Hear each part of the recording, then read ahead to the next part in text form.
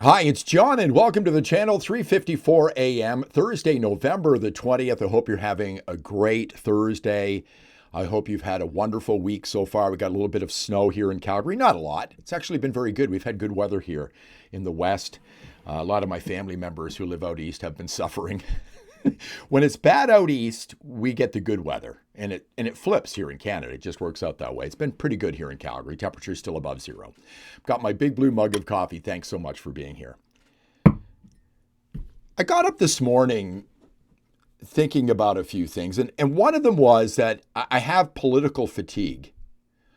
Do you feel that way as well? I got up this morning thinking I'm kind of running dry right now. It's been an interesting year in politics here in Canada. As a matter of fact, I could say that in my 61 years on this planet, I voted for the very first time when I was 18 years old or thereabouts.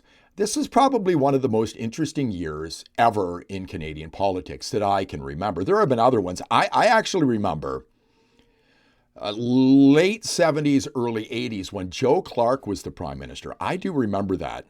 I remember a quote from John Crosbie, who was a real character when it came to politics here in Canada. Crosbie, he's the guy who said to Sheila Copps, Liberal, pass the tequila, Sheila. I mean, we don't have people like that, quite like that in politics anymore. Crosbie died a few years ago. But Joe Clark was in power for a little over 9 months. Actually, if I remember correctly, Crosbie had a great quote as well. He said, long enough for the conception, but not long enough for the delivery when it came to the government, because it fell just after 9 months, something like that. I may have misquoted him, but I do remember that as well. But back then, it was interesting times. Trudeau, at the time, was going to resign as the head of the Liberal Party. Joe Clark won. I remember it really came down to the Social Credit Party. I was only 15 at the time, but I followed politics back then. Social Credit Party was in the federal government at the time. Clark proposed a 4-cent a liter tax on gasoline. 4 cents! Think about how much tax you pay on gasoline now. 4 cents, which basically brought down his government. The budget came up. There was a vote of non-confidence in the government. They went to an election. Trudeau, who said he was going to resign, came back and won a majority. And I think he jacked up gas prices in Canada, 20 cents a liter, not long after that. It's back, I think, when we had Petro-Canada, and it was a federally run gas station. And I believe Alberta was pretty pissed off about it, if I remember correctly. Again, I'm going off the top of my head, and this is a long time ago. But it's been an interesting year in politics. And something I was thinking this morning was, we're coming up on almost a year, and in about less than 2 months, it'll be the anniversary of the appearance of Mark Carney. Of course, Justin Trudeau walked out on January the 6th this year and said that he was going to leave. And I believe it was exactly 10 days later on January 16 where Mark Carney appeared after spending about 10 years or more over in Europe, probably couldn't point out Canada on a map at that point, and said he was running for the federal leadership of the Liberal Party. And now he's the prime minister of the country, and our fate is in this man's hands.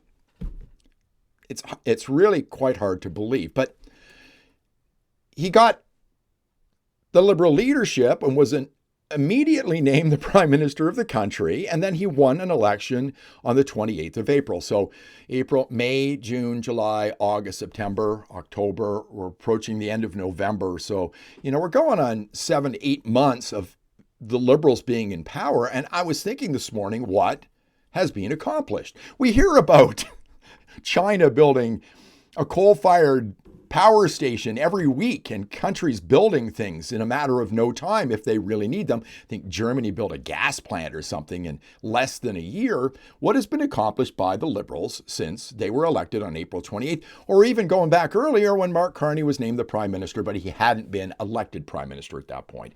And I can't think of a single damn thing. Have we got any shovels in the ground on any major projects?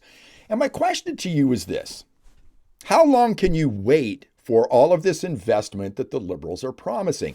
I was out at Costco the other day. I go to Costco to pick up my cream, and you probably, if you've been watching for a while, you've seen me here. I bring out a liter of cream every once in a while. And my wife does most of the shopping, but I go to Costco every week and a half or so, and I pick up 6, 7 liters of cream. It doesn't get past the best before date, unlike those grocery stores that are now necessary in Canada because of the Liberals that now sell best stuff that's past its best before date.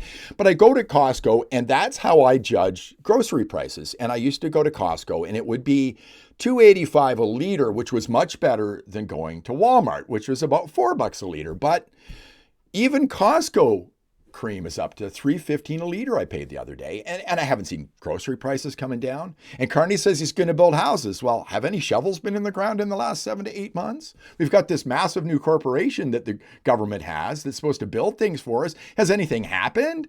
How long can we wait for these major projects? And Carney says he's going to try to do more investing and get more investment in Canada from other countries other than the United States. How long is this going to take? How long can you stand all of this liberalism we've got in the country? We've been putting up with it for 10 years, and we continue to slide downhill. Food prices continue to go up. Things aren't getting better. Nothing's getting built. I mean, you'd think if there were Carneyvilles going up across the country, there would be pictures of Carney out there putting a shovel in the ground, but I don't think a single house has been built. I don't think a single major project has started, and most of the major projects that Mark Carney has announced were things that were announced years ago, and they don't even have shovels in the ground for those things. I've got political fatigue, folks. I can't handle all this winning here in Canada. And I say that sarcastically. What I get is this. And this is why I have political fatigue. I don't sit here all day watching the news. I don't. I can't stand it. It drives me crazy. I go in a couple of times a day just to see what's going on. But I can't stand it. And I see Moose on the Loose and Jasmine Lane and others who sit there all day long, and they put out video after video. God love them. They're doing great work. I'm just stunned at these young people, what they do. I couldn't do that all day long because I've just had enough. I guess I'm just too old. I'm not too old to do it. I'm just too old to put up with it. Do you feel like that? Again, it's the political fatigue that kind of creeps in with me. I just can't stand it anymore. I guess the young people, they haven't been exposed to it as much as myself, or maybe you have as well. What I get is this. You know, people like watching Question Period, and every time I watch it, I cringe. I see stuff like this. Here's Melissa Lantsman asking a question of the government. You'd think we could get some answers from the government, but this is political theater. It serves no purpose. The Liberals have won. They won the election. They got their budget, and they're arrogant as usual. Melissa Lantsman in Question Period in the House of Commons. Prime Minister flies out of this country for another glittering photo op, things get worse for Canadians. He went to China and came back with more tariffs on Canadian canola. He went to the U.S., came back with double the tariffs on cars and triple the tariffs on steel and aluminum. And now the two sides aren't even talking. And then he went to the U.K. and he still couldn't land a basic deal for our pork and beef farmers. Why is it that every time the Prime Minister boards a plane, Canadians get sacked with a bigger bill? The Honourable Government House Leader. Mr. Speaker, the Deputy Leader of the Conservative Party should ask the question in reverse. Why is it when the Leader of the Opposition flies out of this city to far-flung places across our vast and grand land, his polling results go down every single time that he lands at a great Canadian airport, Mr. Speaker? The Deputy Leader should demand more of her leader, should demand bigger results of her leader. The Deputy Leader needs to step up, Mr. Speaker. What's accomplished by this? This is your government. They don't answer any questions. Lantsman's correct. She's given a chance to follow up, and then they send out another Liberal attack dog to tell you how good your life is under the Liberal Party. Finance. Forget Canada has a AAA credit rating. Inflation has been within the Bank of Canada target range for over almost 2 years. Interest rates are down. Job numbers are exceeding expectations. And Budget 2025 makes generational investments that the head of the International Monetary Fund welcomes. These investments will pay dividends to Canadians over generations in the form of good-paying jobs, affordable homes, thriving and productive industries, resilient supply chains, infrastructure that connects our country and enables diverse trade. The only question is, why do the Conservatives not believe in Canada?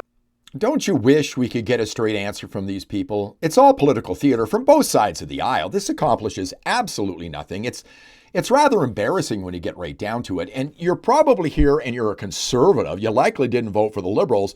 But these people who stand up and give these ridiculous non-answers every day are the people who represent you in government, whether you like it or not. And instead of actually answering questions, they spout off statistics. Vin Scully, the legendary sports broadcaster, said, "Statistics are used much like a drunk uses a lamppost for support, not illumination." So I'm looking forward to Christmas. I really am. I can hardly wait. A little more than a month away. Merry Christmas. I'll be the first person to say it to you. I'm looking forward to Christmas so I can alleviate some of this political fatigue that I've been dealing with. It's been going on for close to a year. They'll be going on vacation about a month from now. I believe it was December 19th last year when they finally went for Christmas vacation, and I can hardly wait. Now, just an update for you. I will be having somebody on to talk about the Alberta Prosperity Project being in court. They were in court yesterday. I watched a fair bit of it yesterday. They're in court today, and they're in court tomorrow. I think Jeff Rath and Eva Chipiuk will be talking today. They hardly said a thing yesterday. 6.5 hours. It was a little dry for me not being a lawyer, but I did watch some of it. We've got Aboriginal groups saying their rights will be taken away if Alberta votes for independence. So we'll be talking to somebody tomorrow. I hope to have a video up late tomorrow afternoon regarding the court case that's happening right now in Edmonton. Thanks a lot for watching. I do appreciate it.